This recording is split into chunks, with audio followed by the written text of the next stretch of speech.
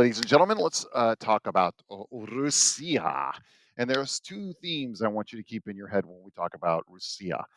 One is the concept of being backwards. It always seems like it's 20, 30, 40 years behind the developed world, even though it tries to be a more developed country. And of course, Vladimir Putin and his rule of the Russian Federation. A couple things about Russia. Number one, demographics. They are kind of ethnically homogenous because even though there's different nations within Russia, there's quite a bit of them. They actually consider themselves ethnically Russian. 72% kind of the European, uh, like white Russian. The 3.2% the Tartars, you see them a lot around Crimea, and then about a percent of Chechens and the Caucasus region of southern Russia. Um, Demographically, interestingly enough, something should stand out here, and that's the amount of surplus females that are in Russia. And one of the things Russia is known for is its enormous amount of male deaths, primarily due to depression and alcoholism, and now, of course, the war in Ukraine. So you have this huge divergent life expectancy: 75 years for women, 64 years for men. That's like unprecedented. It's the biggest in the developing world. It is by far the largest gap between male and female life expectancy. Um, Couple things about religion in Russia. The Russian Orthodox Church is the primary driver of religion in Russia, but Russia does not have an official national religion, but really it's like the unofficial official religion. They really advocate old traditional styles and customs, cultural norms, and they do have a significant connection to Vladimir Putin and the regime. A lot of legitimacy actually comes from the fact that the Russian Orthodox Church backs up Vladimir Putin. You do see Islam in the Caucasus regions, in Chechnya, but it's not really the violence that happens in the Caucasus is not really religious. It's more ground and ethnicity. So if you want to know like the final issue of religion in Russia, really it's that the Russian Orthodox Church helps grant some legitimacy to Vladimir Putin's regime. All right, let's start with Russian history. Notice that up there. We're talking about the original Russian state. First of all, a couple of precedents. All right, the first czars, of course, were princes of essentially a town called Moscow. Of course, they're named after Caesars from the old Russian Empire, and they were very, very authoritarian. They were, however, authoritarian for legitimate reasons. That Russia always seemed to get attacked, whether you go back to the Mongols, whether you talk about Napoleon. Um, Attacks from the south and from the west seem to have always happened throughout Russian history. So, historical precedent number one: Russia has a history of being invaded, and therefore, what they want to do is create a buffer, especially from Europe. So, this is Russia right here, and then this is the old Soviet regime that you'll see going forward in the 20th century. This buffer area right here: Estonia, Latvia, Lithuania, Belarus, Ukraine, Moldova, this is known as the near abroad. And it's said that, going back to Stalin, that the reason why you want this region is because you kept getting invaded by the European empires over history and over time. And eventually, of course, they will also invade these regions during the Soviet times to keep kind of a buffer from Islam from leaking into southern Russia. But so this is the concept of the near abroad, that we need buffer states to protect from future invasions. There's a second precedent that comes out of old Russia, though. And of course, by the way, the reason why they're invading Ukraine is to help with that buffer. By the way, not saying this is a legitimate reason, that there isn't some amount of ethnic cleansing going on, but there is a lot to say about old historical precedent of getting invaded. But the second thing is that you needed somebody strong that was going to run the Russian Empire. And Russia has a history of authoritarians going back to the czars, then the communist leaders, and now Vladimir Putin. They are really big into strong men, like people that are going to really hold that stick over your head and make you do something. Again, part of it is the history of invasion, and so they look to that government for a sense of protection from outside invaders. That's why Vladimir Putin The Levada Center, by the way, is very legitimate. They are an independent, nonpartisan entity, but they really keep track of Russian polling data. And if you notice here, I mean, Vladimir Putin throughout his tenure as president, I mean, we got American presidents that are down here in the 30s right now. Traditionally, they barely get to 50%. Vladimir Putin is legitimately popular with his people because he's seen as a strong man. The worst popularity ranking he had was back here during the pandemic, during COVID. But look, he invade Ukraine, and he's got a huge popularity boost. Like the majority of Russian people are okay with how he does things because he is a strong man. Okay, so we go to the Western czars. We have Peter the Great, who, of course, visits the West. He incorporates more Western technology. He's the first czar to really to bring some of the cultural norms back. But he does something else. Is he starts to create a vast naval force, go around the world to try to project power. And he sets another historical precedence is that Russia wants to be relevant to the rest of the world stage, even though they always seem to be a society that's backwards, that can't get a grasp of that new technology and innovation and creating new capital and using their factors of production wisely. They want to be that influence in the world stage and influence, especially in Middle Asia and Europe. Uh, of course, eventually, even though he brings some of these more Western democratic ideals in, eventually the czars take back greater amounts of power. There's some Western influence that still sticks around. A lot of intellectuals try to kind of revolt against the czarist regime in the 1820s. Eventually, that is crushed by Tsar Nicholas I, but it's crushed in an interesting way.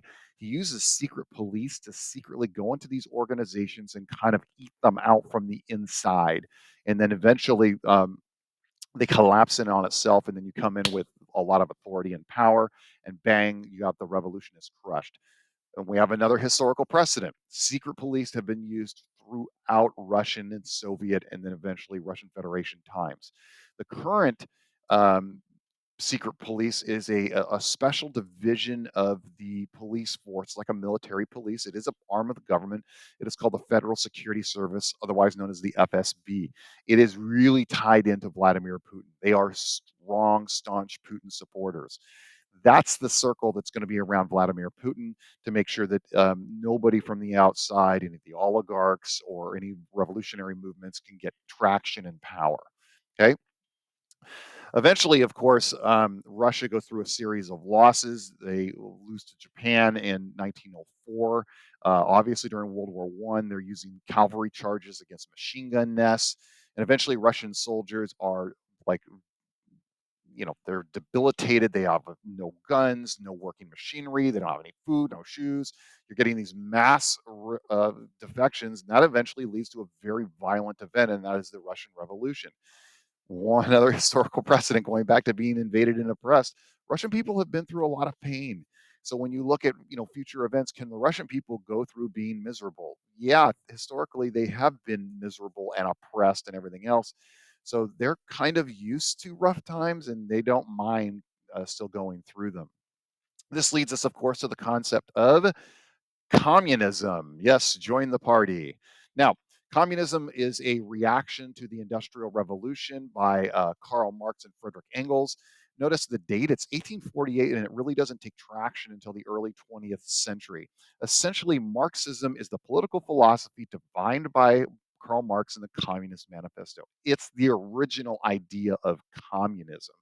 Again, we're not talking about socialism with just about the economic factors of production. There's a political level to it, but a lot of it has to do with economics. Now, understand, again, this is a reaction to the Industrial Revolution and how workers are being treated by a bunch of corporations. Communism goes through phases. In Marx's vision, everybody is born equal in nature, and eventually the strong are going to take over the weak, whether by collective force or just by the strong survive, and eventually you get this idea of imperialism that pops up that the strong take over the weak. Eventually, the people, to keep the people kind of tempered down, you create feudal societies where people are put into certain class systems, and you can't get out of that class system. You can't move up or down, and eventually, the oppression turns into capitalism, which in Marx's mind, capitalism is essentially you pay pennies. It's like slavery is no longer straight out oppression. Slavery is you pay pennies to make the masses just a little bit satisfied, but you keep them oppressed overall and doing all the dirty work while the bourgeoisie, the people at the top, get the benefit. A lot of people now say that we're in late stage capitalism, where we'll move into this idea of socialism, and then eventually we come to a true egalitarian, meaning equal, stateless, communist society. By the way, um, a lot of people on the far left have been saying we've been in late stage capitalism since like the 1950s. So it's something you will hear a lot in college. Um, some of the highlights that he believed capitalism is basically based on the owner exploiting the worker, and the worker is called the proletariat. It's a social class. The owner is considered the bourgeoisie. That capitalism essentially creates alienation and negative feelings in people, but capitalism is necessary for there to be a socialist revolution. And eventually, true communism is a classless and stateless society.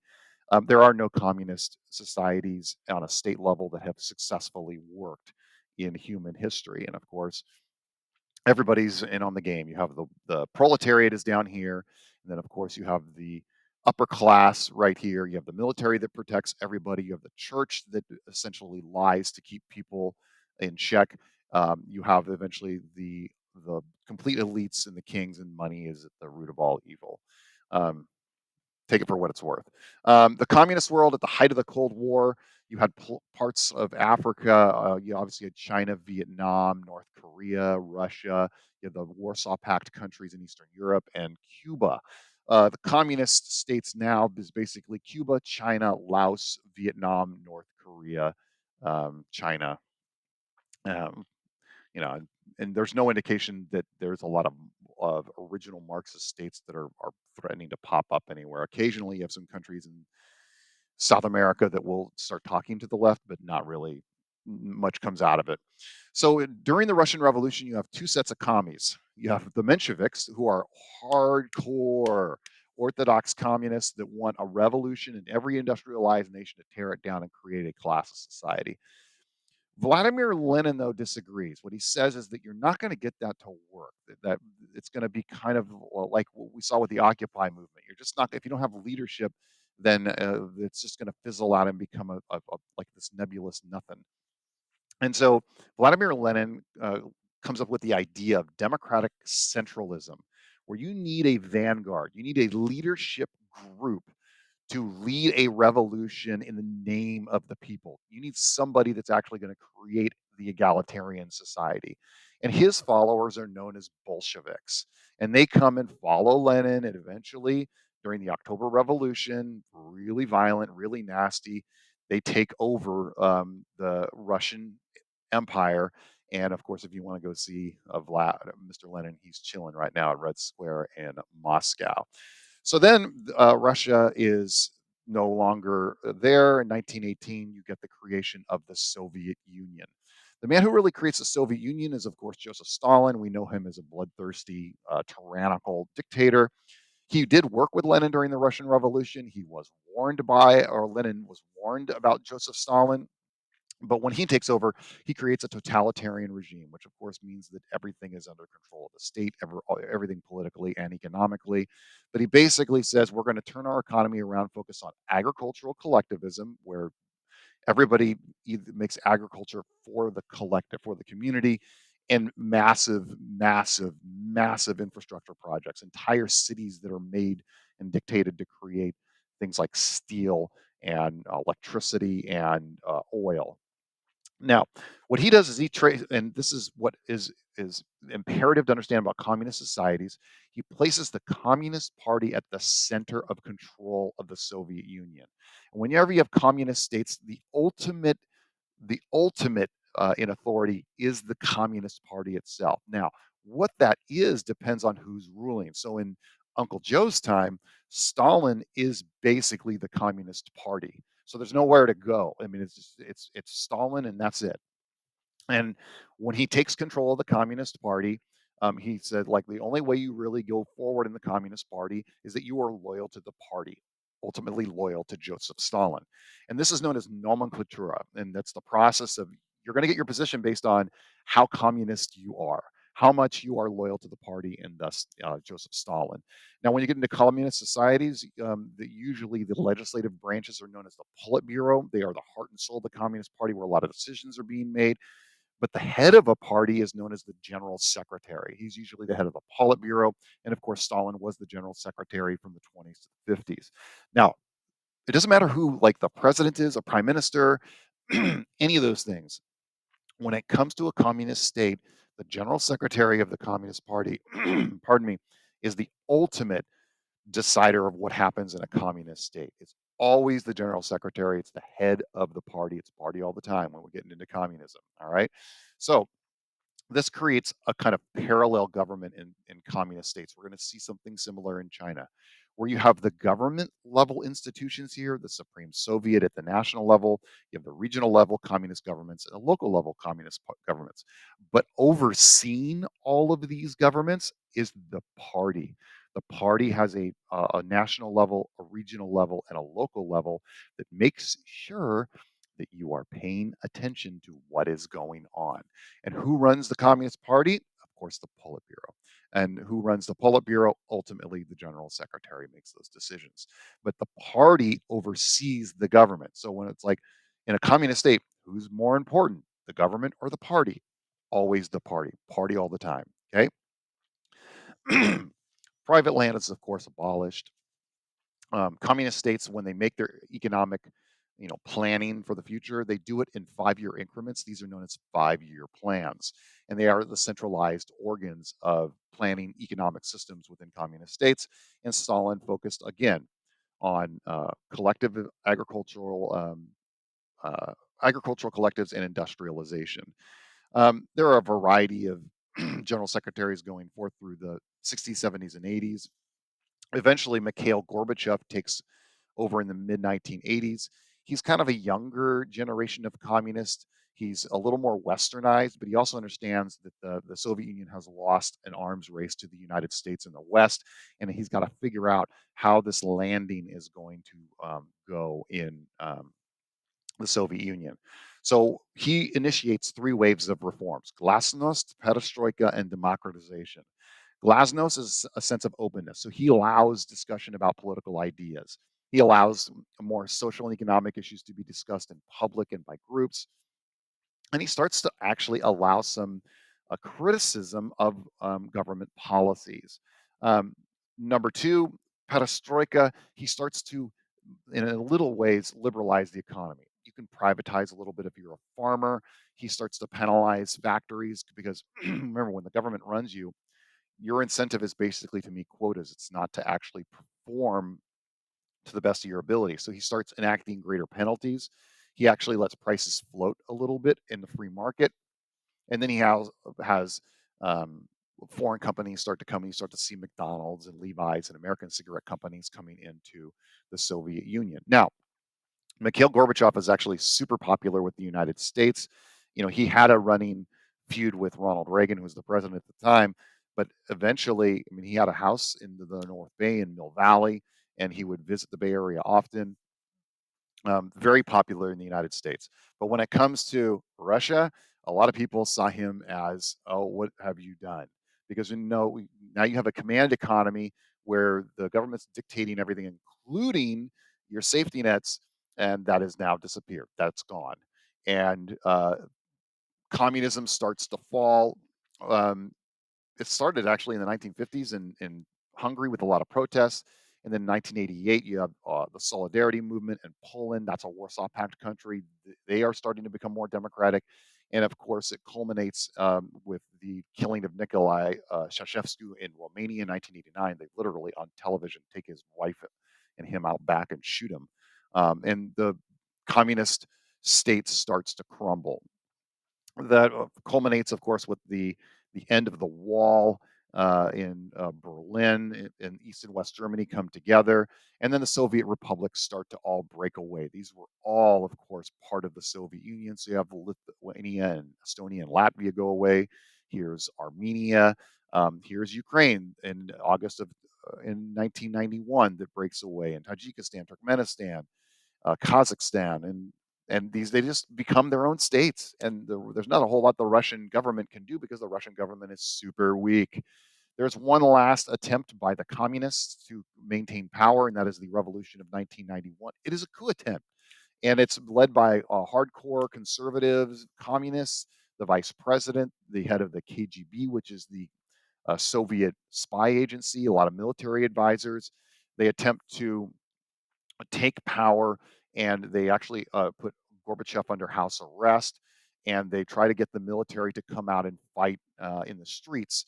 The coup fails when there is a huge protest that erupts. A lot of soldiers refuse to shoot on the citizens, and the protests are led by a man named Boris Yeltsin. He actually climbs up on a lot of tanks. He tells the military, "Don't do this. Come join us. Join the new revolution to make Russia a freer state." And of course, in the end, the Soviet Union essentially dies December 25th, 1991, and now we have the creation of the Russian Federation. Let's talk about the Russian Federation. First, Boris Yeltsin becomes the first president of the Russian Federation. He tries to create a Western style democracy. Well, that creates a problem. Because people are not used to a Western style democracy. And he literally overnight flips from a command socialist economy to a free market, much more laissez faire economy. And it will notice the life expectancy coming out of the mid 1980s, it drops like a stone. Basically, if you are rich and wealthy, and you remain very rich and wealthy. If you're poor, now you have no safety nets at all, and a lot of conflicts actually erupt between Boris Yeltsin and the Russian Duma, which is the legislative branch, and it actually comes to violence, as we will see a little bit later. There are people that really work out super well when shock therapy happens, and that is if you were a communist general or an admiral or somebody that's very high in the Communist Party, and you ran something like a steel mill or oil wells or anything like that, shipping companies, you literally just got that company. Like the Communist Party leaders just essentially walked right into multi-billion dollar corporations, and they went from being communist leaders to heads of entire industries overnight, and they were given a name, and that name is oligarchs. These are super wealthy individuals who really influenced government in the 1990s. They essentially ran, not really Boris Yeltsin, they were in the background kind of running this wild, wild west of free market economics in Russia. You did not mess around with them, you would end up dead. There were Boris Yeltsin was so addled and alcoholic and ill that he really couldn't do anything to prevent the oligarchs from engaging in power struggles. And so he kind of seceded the power to the oligarchs.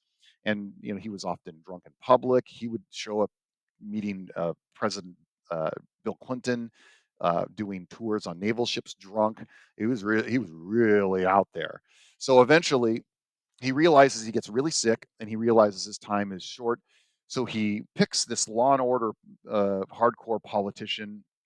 He used to be a mayor.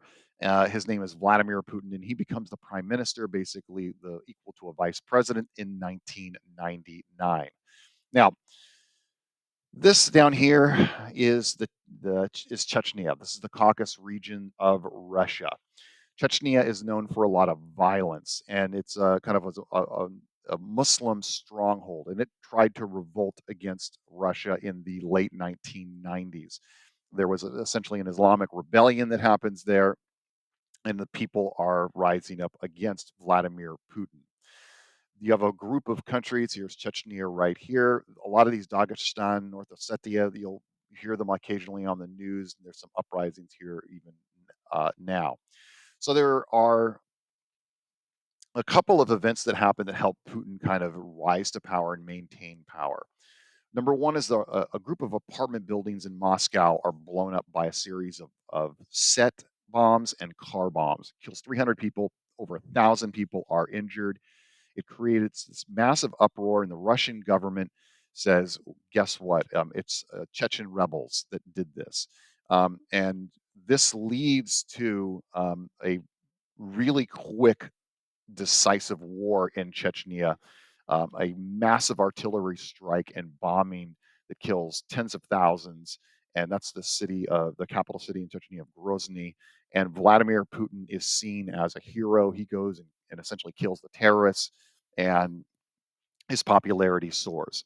Come to find out that later on, these bombings were actually set by members of the Russian FSB, what will eventually be the FSB.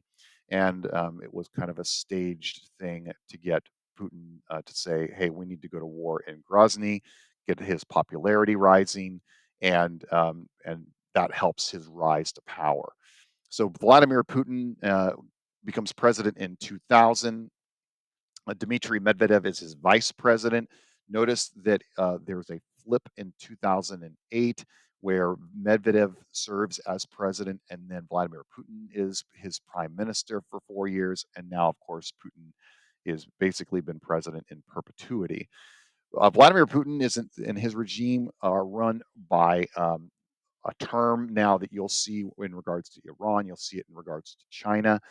You'll see it in regards to Donald Trump's campaign, Andres Manuel Lopez Obrador in Mexico, and that is the cult of personality. The basically mass media propaganda. It's used to promote this image that a person is heroic. He is the ideal man or woman, and he is essentially worshipped as the only person that can solve the problems that exist within a country. And you get these people that it doesn't matter what the philosophy is of the person, you're just going to worship that person regardless because that person is a hero to you.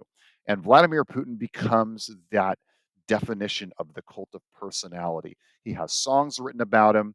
There are just all kinds of things that happen in regards to people bowing down to him. He has a massive propaganda campaign that shows him as strong, as caring, as kind of that strict father figure of an ideal Russian leader. You'll The most popular of which was A Man Like Putin, which came out in 2003. It became the anthem of Vladimir Putin and the United Russia political party. It ran for weeks as number one on the radio charts in Russia. You could buy a calendar of him hugging different kinds of zoo animals and doing really cool things out in nature, like tranquilizing tigers and putting tags on whales and all this kind of thing. I mean, there was just this whole, and a lot of Americans were actually saw him as a really interesting leader as well.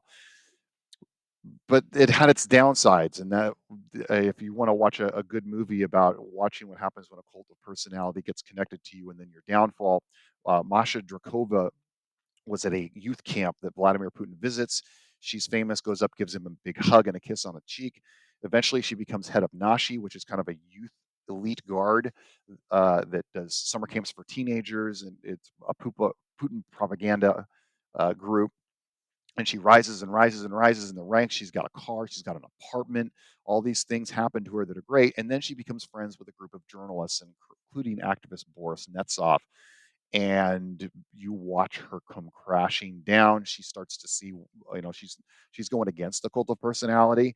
Her friends get beaten up. Some are threatened. Their lives are threatened, and eventually she has to leave Russia and come to the United States, where she's a very successful venture capitalist right now. But that's an example of going against the cult of personality. In general, Russians are pretty distrusting of the government, but they look to the government to kind of provide them for state services. And when that government state services kind of fails, then the the people don't rise up, but they'll look and say, we don't really understand why something like this is happening. And that's when Russia really puts on kind of the censoring thing. You have a group of Chechens that in 2002 take a group of hostages in a movie theater, and they're there for a few days. Eventually, Vladimir Putin orders the entire theater gassed, and everybody inside it, the hostages and the terrorists, are all killed. Uh, he starts to create media bans. You can't discuss anti-terror activities. You can't discuss terrorism really at all. and he disallows any reporting on Chechnya. Journalists start to disappear. They're shot when they're in police custody. They fall out of windows. A lot of it because of investigations going on in Chechnya and the Moscow apartment bombings. And this is, the example of him starting to slowly pick away at civil liberties early in his tenure as president. Um, Another thing which allows him to get popularity with the people and also pick away civil liberties is the Beslan Elementary School attack in 2004. Again, Chechen terrorists take over an elementary school. They huddle everybody into a gymnasium, line it with grenades. Then the Russian army tries to storm the gym. Terrorists blow it up, kill over 300 hostages. A lot of children died, and so the President Putin, he mixed this with kind of the feelings of the world after 9/11, and basically the people and the legislature capitulate to him. He ends up taking away the right to vote for regional governors and makes the president appoints the governors. He starts going to international organizations and making them apply with the government and restrict their ability to do anything political within the country. He starts to expand the FSB. He really starts controlling, television media starts to be almost, state run, and um, and really pushes the narrative that we cannot be weak, we must be strong, and especially against, terrorism. And then eventually it becomes that anybody that goes against him is a terrorist. Okay. So Russian political culture overall becomes very apathetic. You don't get a lot of people showing up to vote. You don't get a lot of political protest until, of course, 2012 with Alexei Navalny. This creates overall a weak civil society. What is civil society? It is a huge buzzword in comparative politics. Civil society is a group of people that is not a part of the government that have a political agenda. And of course, civil society is incredibly important. Your political organizations, your free expression in terms of protest. It is super important for a democracy. And Vladimir Putin starts to pick away at it little by little, getting, NGOs. Your ability to protest is restricted to, government permission. All these things start to crumble within Russia starting in the mid 2000 aughts. But it doesn't matter. Putin's a strong man, and so like right now here in 2020s, he's got an 86% approval rating. It was up at 90 in 2015. It got the lowest was like 60% during COVID.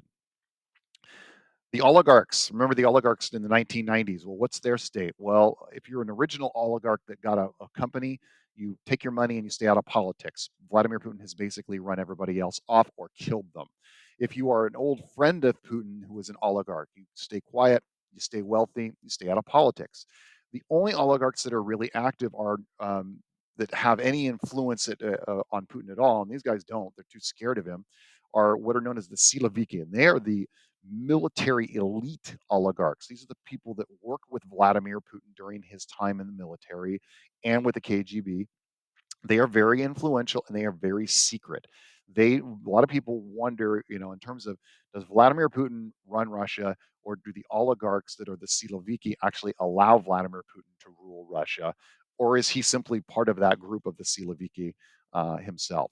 So these are the different types of oligarchs, and the Siloviki they're the ones that still have any influence at all. So what is the Russian Federation government like? Well, political parties really aren't about platforms to meet the needs of the people. It's more about legitimacy to whoever's in power.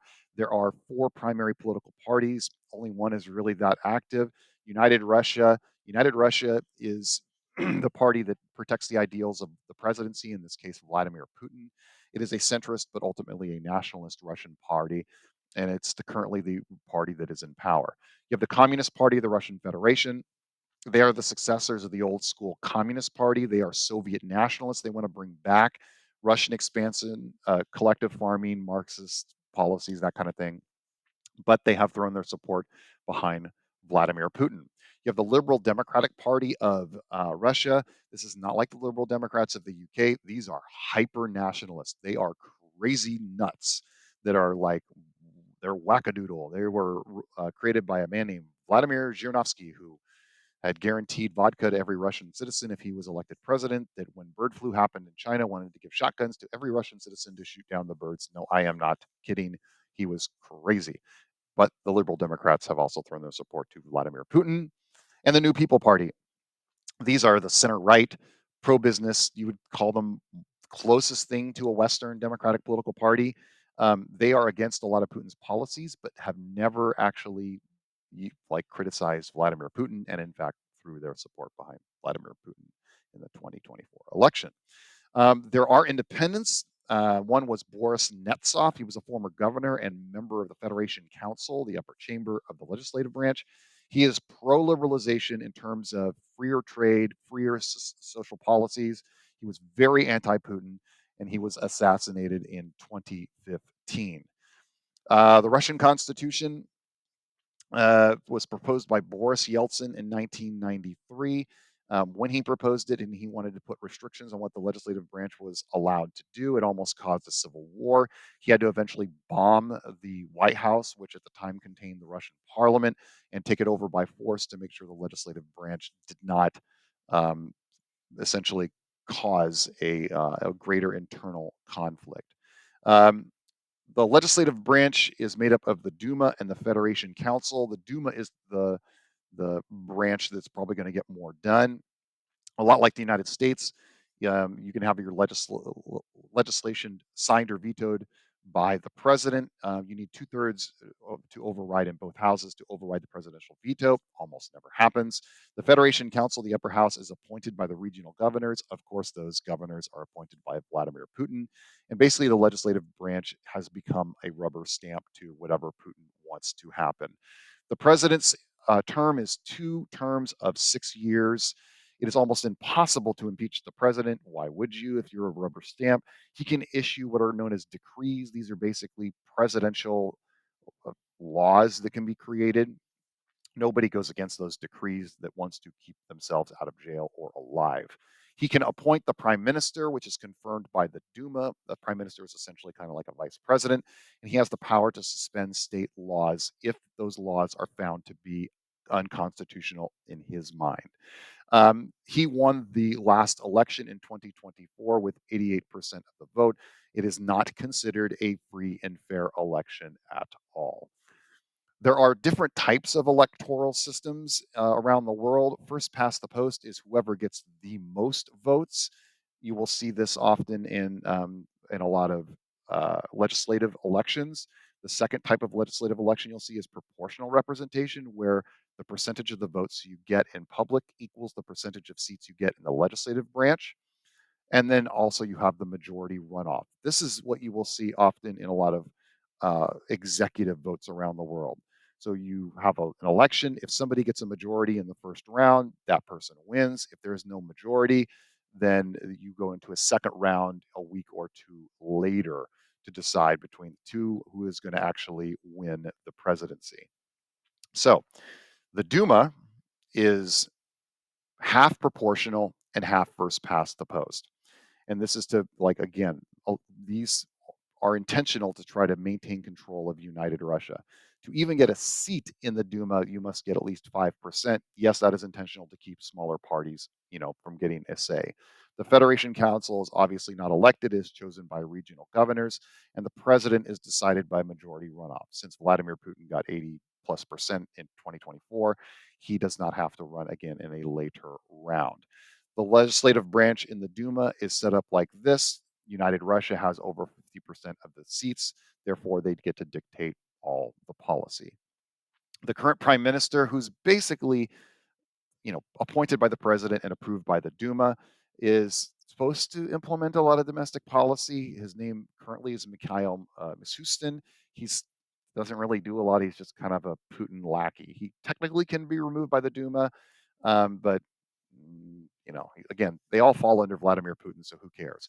The prime minister for most of Putin's career has been Dmitry Medvedev. He's still very active on social media, and he's kind of an ultra nationalist. The one reform I want you to kind of take away is the 2020 Russian referendum, the all Russian vote. It allowed essentially Vladimir Putin to run indefinitely.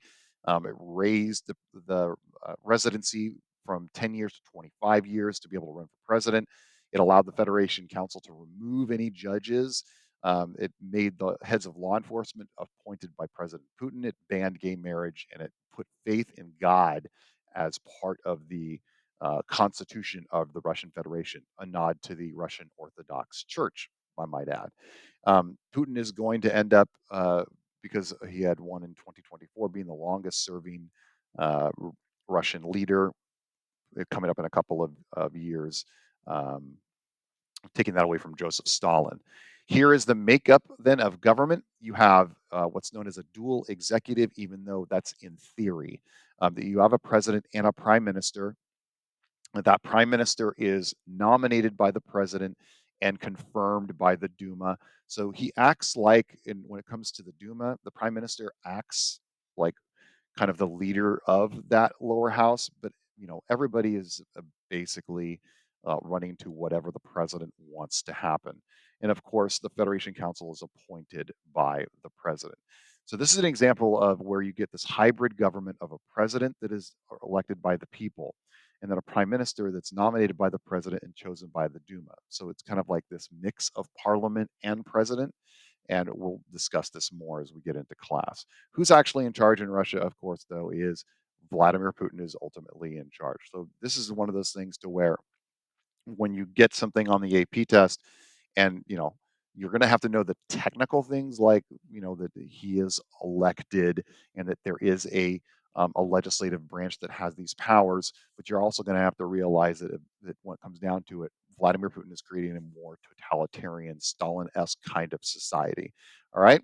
The judicial branch has uh, two different um, courts: the Constitutional Court of Russia, which reviews constitutional issues, and the Supreme Court of Russia, which is considered the top court of Russia. It is an insanely corrupt institution that bows to the whims of Vladimir Putin. When you get farther away from Moscow, the courts actually bow to the whim of essentially nobody and just take whoever the highest bidder is in terms of justice. Most Russians don't believe courts actually do any kind of real justice for citizens of their state. Okay. The last thing is the bureaucracy. In Russia, it was really not what you know, it's who you know. It is through patron client relationships where you support me, I give you a little bit of a favor. You scratch my back, I'll scratch yours. This is how Russia works. It's a corrupt kleptocracy that works in favor of Vladimir Putin, and the way you move your way up is through your connections of Vladimir Putin by giving him support and eventually him doing favors for you. The most important institutions are those that keep him in power, of course, foreign affairs, defense, and the FSB, and of course through the military, and the Siloviki. They are still very influential. What is the primary issue of Russia right now? It is obviously the war in Ukraine and how that's going to end up. The war is at a stalemate in 2024. Um, Russia has basically put their GDP in the war, and that's the only thing that's really keeping them going. And they're going to eventually start feeling a big crush in terms of their overall economic growth. And what is going to happen going forward? Obviously, Putin is probably going to become more authoritarian, more totalitarian as this country becomes an entirely militarized state. But what that means for him, we don't really know at this point. So, whose message actually succeeds in Russia? Uh, you had kind of this attempt at a democratic state after the Soviet Union collapses, but now we're back to this authoritarian power under Vladimir Putin.